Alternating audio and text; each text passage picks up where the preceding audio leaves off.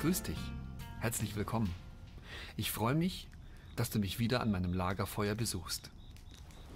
Ich möchte heute über ein sehr sensibles Thema sprechen, das gerade sehr viele Menschen betrifft, weil sie vor ihrem existenziellen Ausstehen, also ihrem Job oder ihr Geschäft verloren haben. Es geht darum, wie du dich aus diesem Hamsterrad befreien kannst und hineingehst in ein freies, selbstbestimmtes Leben. Auch hier betone ich wieder vorweg, dass ich nur von meiner Erfahrung heraus spreche, also meine Ansichten und Meinungen vertrete und ich nicht behaupte, dass dies die ultimative Wahrheit ist. Mach dir bitte deine eigenen Gedanken darüber. Nimm diese Impulse einfach auf, lass sie wirken und mach dir dann dein eigenes Bild daraus. Okay? Gut, dann mal los.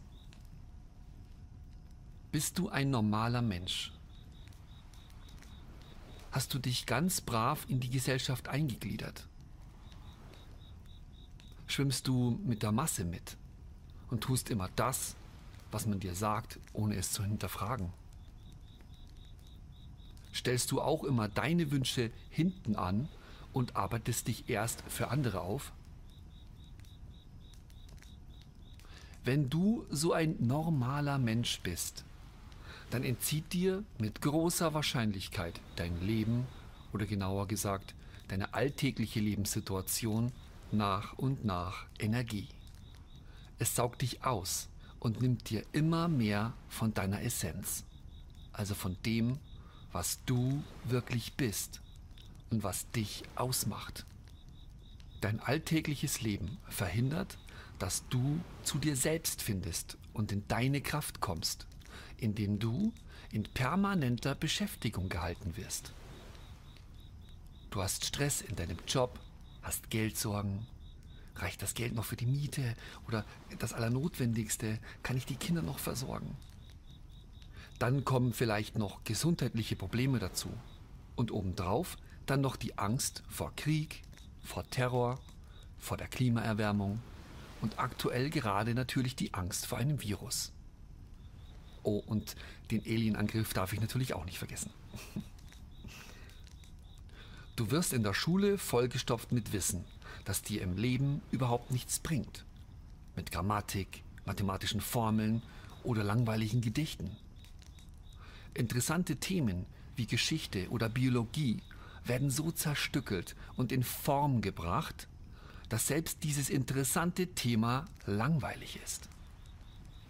Statt rauszugehen in die Natur und sich die Fische in einem Teich anzusehen und zu beobachten, landen sie als Strichzeichnung oder schematische Darstellungen in einem Buch oder werden in einem sachlichen Lehrvideo präsentiert. Bio bedeutet für die heutigen Kinder, dass sie aufgrund einer Zeichnung auswendig lernen müssen, wie beispielsweise die einzelnen Körperteile eines Fisches heißen, in welchen Gewässern sie leben, was für Nahrung sie zu sich nehmen, welche natürlichen Feinde sie haben und so weiter. Das war's.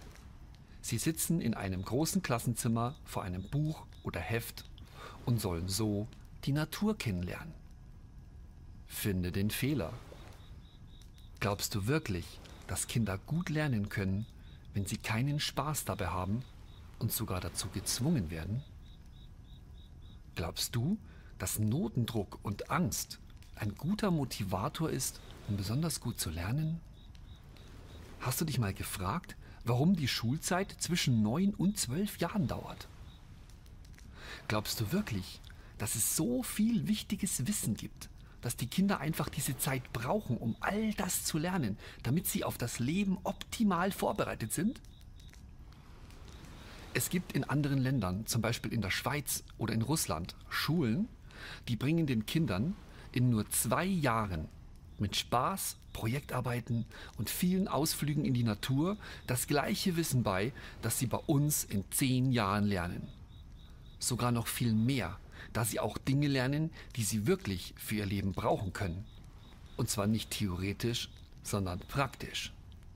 Sie bauen zum Beispiel Obst und Gemüse an. Sie lernen die Verarbeitung und die Zubereitung oder lernen, welche Kräuter es gibt und welche teilweise auch heilenden Inhaltsstoffe sie haben. Lernen handwerkliche Dinge und noch vieles mehr. Das Wissen, das du gelernt hast in deiner gesamten Schulzeit, ist größtenteils völlig unwichtig. Und du hast das meiste davon bereits nach deinem Schulabschluss wieder vergessen. Das Wichtigste, das du aber gelernt hast, ist: Hör auf das, was man dir sagt, und hinterfrage nichts. Unterwerfe dich einer Autoritätsperson und tu das, was man dir aufgetragen hat. Wenn du dann aus der Schule raus bist, freust du dich kurz über deine vermeintliche Freiheit, bis du dann in das nächste Hamsterrad einsteigst.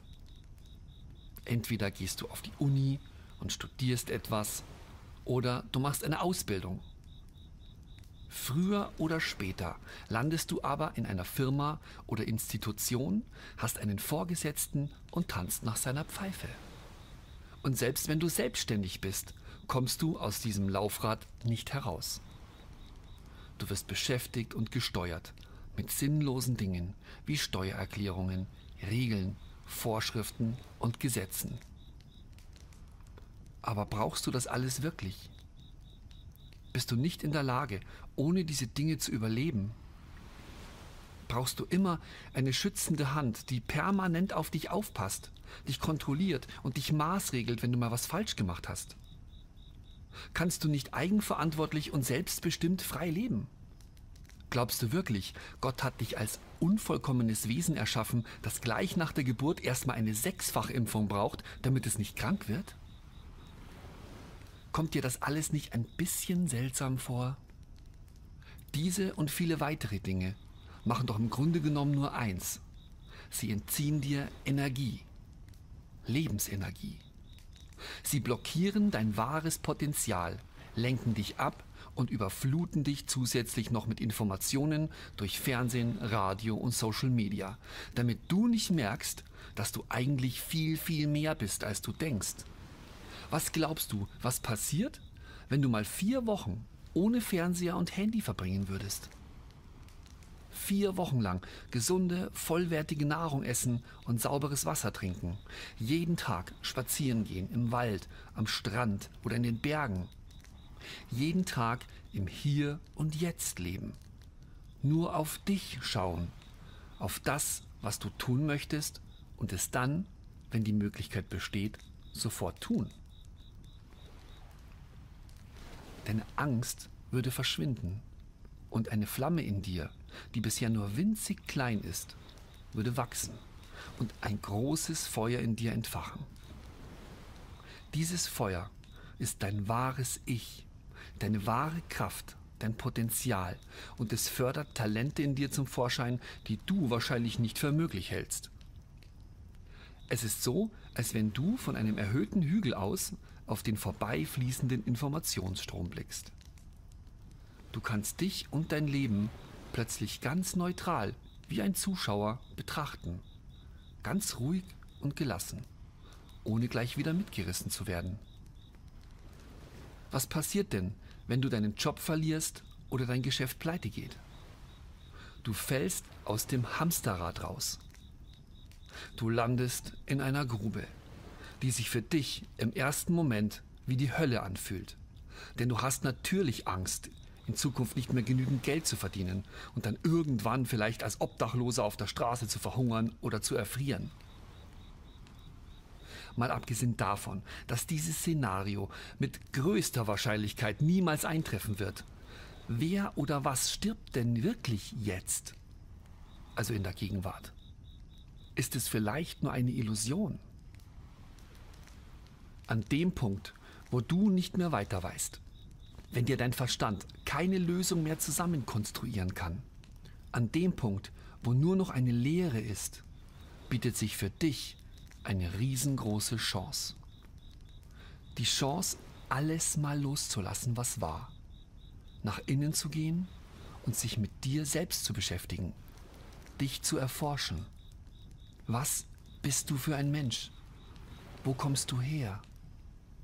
Was macht dir Freude? Was tust du von Herzen gern? Oder hast du früher als Kind mit Begeisterung gern gemacht, aber komplett aus den Augen verloren? Was macht dich aus? Deine wahre Essenz? Wenn du dich mal von allen äußeren Dingen trennst und weder Handy noch Fernseher oder Radio einschaltest, selbst wenn es nur für wenige Tage ist, wirst du spüren, welche Impulse aus deinem Innern plötzlich aufsteigen, wie deine Angst schwindet, deine Kreativität wächst, deine Kraft und deine Energie immer größer wird. Raus aus dem Kopf, hinein in das Spüren, im Hier und Jetzt. Mach mal Inventur und finde heraus, wer oder was dir gut tut und was dir im Leben Energie entzieht. Wenn dir die Nachrichten im Fernsehen nicht gut tun, schau sie nicht mehr an. Glaub mir, du kriegst wichtige Informationen auch auf andere Wege herangetragen, ohne diese Flimmerkiste. Wenn du dich mit einem Freund triffst oder mit ihm telefonierst, spür mal in dich hinein, ob dir das gut tut oder dich eher auslaugt.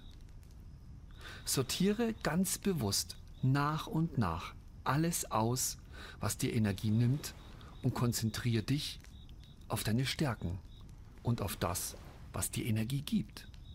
Es wird nicht immer ganz leicht sein, auch mal Nein zu sagen. Bleib aber bitte immer authentisch und verstell dich nicht. Du brauchst vielleicht manchmal Mut und wirst die ein oder andere Grenze überschreiten müssen. Vergiss aber bitte niemals, dass du der wichtigste Mensch in deinem Leben bist. Erst wenn du in deiner vollen Kraft bist, kannst du für andere da sein und von deiner überfließenden Energie abgeben. Du kommst zuerst und erst dann alles andere. Okay? Wenn du das berücksichtigst, wirst du sehr schnell wieder in dein Leben zurückfinden. In dein neues Leben. Ohne Angst und Sorgen. In ein selbstbestimmtes Leben, in dem alles, was du brauchst, mühelos auf dich zufließt und du nicht ständig hinterher schwimmen musst. Fließe mit der Gegenwart und nimm alles so an, wie es gerade ist. Lehne nichts ab, egal wie negativ eine Situation gerade erscheinen mag. Geh raus aus der Bewertung und öffne dich für die Lösung. Sie wird kommen, wenn du bereit dafür bist. Ich könnte noch so viel darüber erzählen, aber ich glaube, für heute ist es genug. Vielen Dank, dass du wieder bei mir warst. Wenn es dir gefallen hat, würde ich mich freuen, wenn du beim nächsten Mal wieder vorbeischaust. Bis dahin wünsche ich dir alles Gute für dein selbstbestimmtes, freies Leben.